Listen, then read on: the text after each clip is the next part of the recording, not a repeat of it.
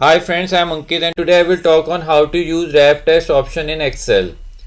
Friends, by the help of wrap text option, you can adjust your single line text into multiple lines according to your column width. So in this datasheet, as you can see, text in the cell is longer than column width.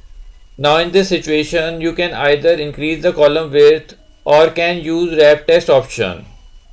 So to adjust this single line text into multiple lines, you need to select these cells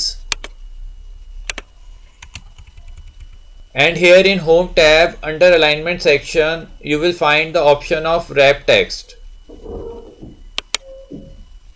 Now friends, as you can see, now all the text is very well adjusted in the column width. So like this you can very easily adjust your text in the column width.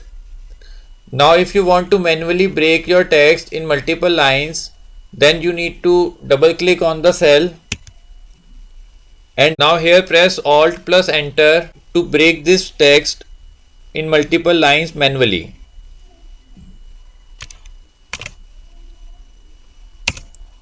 So friends, like this you can very easily manually or automatically adjust your text in multiple lines.